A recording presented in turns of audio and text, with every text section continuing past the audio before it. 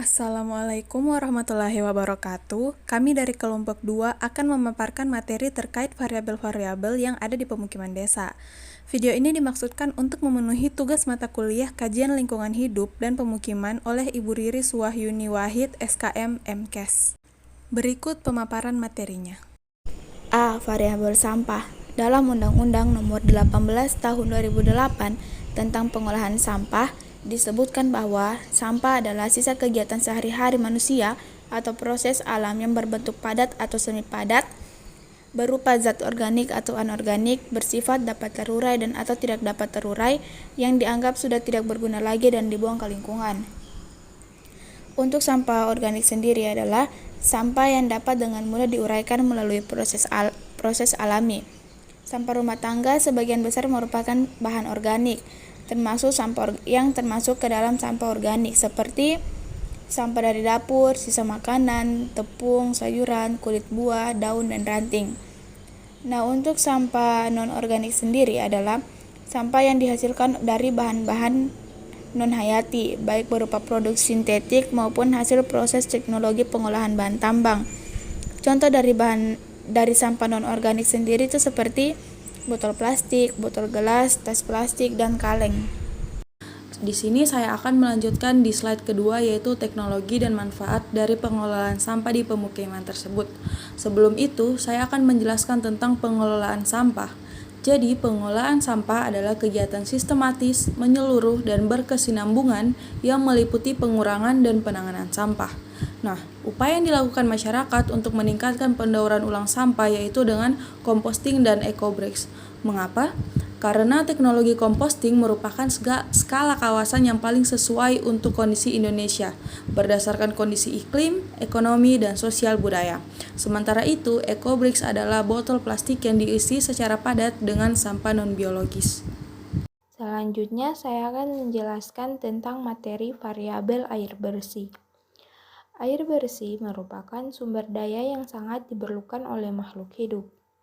Air bersih adalah salah satu jenis sumber daya berbasis air yang bermutu baik dan biasa dimanfaatkan oleh manusia untuk dikonsumsi atau dalam melakukan aktivitas sehari-hari. Termaksud diantaranya adalah sanitasi.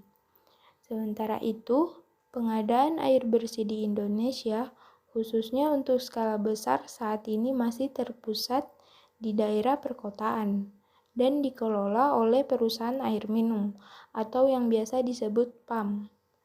Namun, untuk daerah yang belum mendapatkan pelayanan air bersih dari PAM, umumnya mereka menggunakan air tanah atau sumur, air sungai, air hujan, air dari sumber mata air, dan lain sebagainya.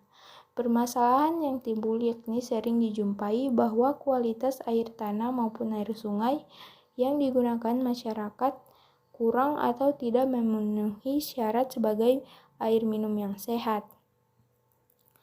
Air yang layak diminum mempunyai standar persyaratan tertentu, yakni persyaratan fisik, kimiawi, dan bakteriologis, dan syarat tersebut merupakan satu kesatuan. Contoh studi kasus di Desa Sanggalangit, Kecamatan Gerogak. Pemenuhan kebutuhan air bersih di Desa Sanggalangit diperoleh dari sumber mata air yang berada di Purwataman.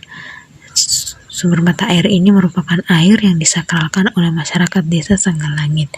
Kualitas pada sumber mata air ini dipengaruhi oleh pertanian yang terdapat di sekitar. Keadaan pertanian bisa mencemari sumber mata air karena penggunaan pupuk yang berlebihan. Juga masyarakat memiliki hewan ternak seperti sapi dan babi, sehingga kotoran sapi dan babi yang dibuang secara sembarangan akan mencemari sumber mata air, sehingga kualitas sumber mata air di Purwataman dapat tercemar. Dan hal tersebut dapat menjadi salah satu faktor adanya bakteria Escherichia coli yang dapat menyebabkan penyakit karena tercemarnya kualitas mata air atau sumber air pada Desa Sanggalangit. Variabel vektor. Penyakit demam berdarah dengue DBD adalah penyakit yang disebabkan oleh virus dengue yang ditularkan kepada manusia melalui gigitan nyamuk Aedes aegypti dan Aedes albopictus. Berdasarkan data yang diperoleh dari Dinas Kesehatan Kabupaten Minahasa, bahwa prevalensi kasus penderita DBD di Kabupaten Minahasa pada tahun 2017 tercatat 49 kasus dan 1 kasus diantaranya meninggal dunia. Pada tahun 2018 tercatat 307 kasus dan 9 diantaranya meninggal dunia, dan di tahun 2019 mencapai 310 kasus dan 2 diantaranya meninggal dunia. Berikutnya adalah variabel limbah cair. Limbah cair adalah cairan buangan yang berasal dari rumah tangga, perdagangan, perkantoran, industri maupun tempat-tempat umum lainnya yang biasanya mengandung bahan-bahan atau zat-zat yang dapat membahayakan kesehatan atau kehidupan manusia serta mengganggu kelestarian lingkungan hidup. Metode atau cara pengolahan limbah pada prinsipnya dapat dikelompokkan menjadi 3 bagian, yaitu pengolahan secara fisik, pengolahan secara kimia, dan pengolahan secara biologi. Secara fisik digunakan untuk mengolah limbah yang mengandung benda padat seperti serat, ampas, lumpur, bulu, serta kotoran padat lainnya. Secara kimiawi dilakukan dengan cara penambahan reaksi kimia tertentu yang sesuai dengan karakteristik bahan limbah seperti netralisasi, presipitasi, dan pemisahan. Secara biologi dipergunakan untuk mereduksi atau menurunkan kadar pencemaran organik dalam air limbah dengan menggunakan dan memanfaatkan keaktifan mikroorganisme. Variabel berikutnya adalah variabel rumah sehat.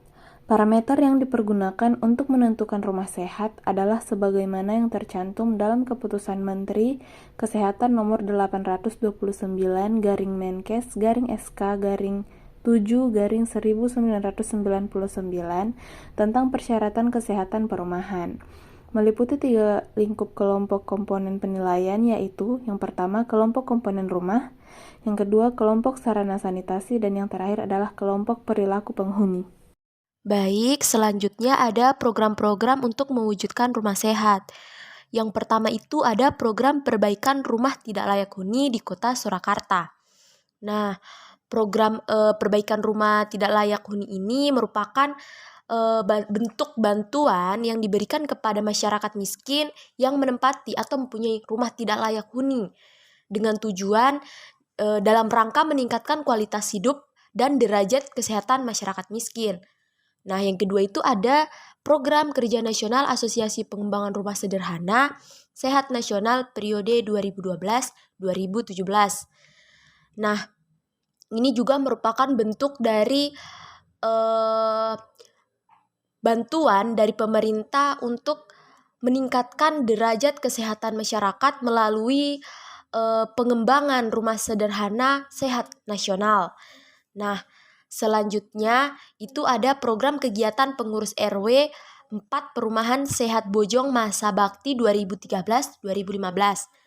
Nah, program kerja ini dilakukan oleh pengurus RW setempat dengan mewujudkan rumah sehat, di mana cara membentuk program kerja kegiatan pengurus RW ini, yang pertama itu mereka ada melakukan program untuk melengkapi sarana dan prasarana peribadatan.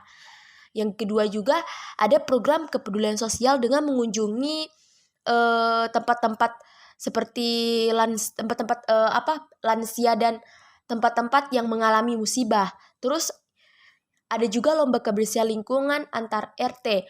Jadi di perumahan sehat Bojong ini juga mereka mengadakan lomba-lomba kebersihan antar RT agar kebersihan di sana tetap terjaga. Nah, selanjutnya memberdayakan ibu-ibu untuk menciptakan karya atau industri rumah tangga. Ini lebih ke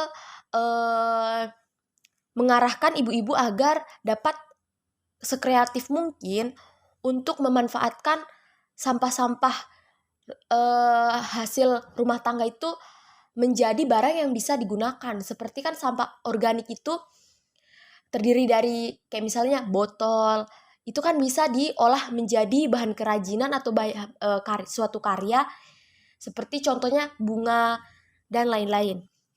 Selanjutnya merencanakan dan melaksanakan kerja bakti massal. Nah, ini biasa di desa-desa sering dilakukan untuk melakukan kegiatan kerja bakti massal. Dan ini sebuah bentuk gotong royong antar sesama. Terus ada juga merencanakan mengawasi dan mengontrol kebersihan dan lingkungan. Nah, ini bagaimana kita tetap menjaga kelestarian dan kebersihan lingkungan, yaitu dengan melakukan perencanaan, pengawasan, dan mengontrol kebersihan. Terus melarang membuang sampah sisa bangunan atau puing-puing bangunan. Jadi setiap yang selesai melakukan pembangunan pastinya memiliki sampah atau puing-puing sisa bangunan tersebut. Kemungkinan hasilnya itu tidak boleh dibuang sembarangan. Seharusnya itu dibuang pada tempatnya yang telah disediakan.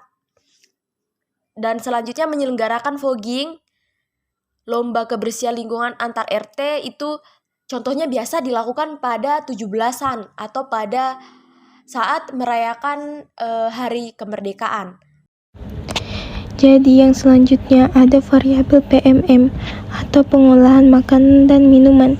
Jadi berdasarkan jurnal yang kami dapatkan ini mengenai pengolahan makanan dan minuman tradisional Bali yang ada di Desa Satra Kintamani. Nah, jadi makanan tradisional Bali yang ada di Desa Satra ini yang dikonsumsi biasanya oleh masyarakatnya masih sedikit yang ditujukan pada wisatawan untuk tujuan komersil. Nah, hal ini dikarenakan karena masyarakat masih terbatas mengkonsumsi makanan lokal untuk kehidupan pribadinya maupun keluarganya, atau hanya dibuat pada saat ada upacara khusus saja. Namun, dapat ditemukan beberapa makanan lokal yang ada di beberapa rumah makan yang ada di sana, baik itu ada di penjual makanan di pinggir jalan maupun di pasar tradisional juga. Kemudian untuk jenis makanan utama yang terdapat di Desa Satra, Kecamatan Kintamani adalah sebagai berikut. Yang pertama, nama makanan nasi putih, berbahan utama beras dengan cara pengolahan yaitu dikukus. Yang kedua, nama makanan ketupat, berbahan utama beras dengan cara pengolahan yaitu direbus. Kemudian yang ketiga, nama makanan nasi sela, berbahan utama beras atau ubi jalar dengan cara pengolahan dikukus. Minuman tradisional yang biasa dikonsumsi oleh masyarakat Desa Satra, Kecamatan Kintamani yaitu: pertama, minuman sebagai obat atau disebut dengan loloh. Kedua, minuman penyegar yang biasa disebut dengan daluman. Lalu yang ketiga adalah minuman yang digunakan sebagai penghibur di kala lelah setelah melakukan pekerjaan di kebun, atau biasa masyarakat menyebutnya dengan minuman pelepas penat, yaitu tuak jake. Kesimpulan yang dapat diambil dari materi ini adalah masalah permukiman merupakan suatu masalah yang kompleks yang berhubungan dan berkaitan dengan sosial, ekonomi, budaya, ekologi, dan sebagainya. Permukiman berkaitan erat dengan proses pembangunan yang menyangkut masalah lingkungan sekitarnya. Kepadatan pemukiman dan banyaknya jumlah penduduk menjadi sumber peningkatan konsentrasi pemukiman yang seringkali tidak diikuti dengan peningkatan sarana dan prasarana permukiman. Memiliki sebuah rumah yang sehat serta nyaman bagi seluruh pemilik dan anggota keluarga tentunya akan menjadi dambaan dan impian bagi setiap keluarga. Karena dengan adanya rumah yang telah memenuhi kriteria rumah sehat akan meningkatkan derajat kesehatan seluruh anggota keluarga yang ada di dalam rumah. Demikian pemaparan materi dari kami, kurang dan lebihnya mohon dimaafkan. Kami kelompok 2 pamit undur diri, sekian dan terima kasih. Wassalamualaikum warahmatullahi wabarakatuh.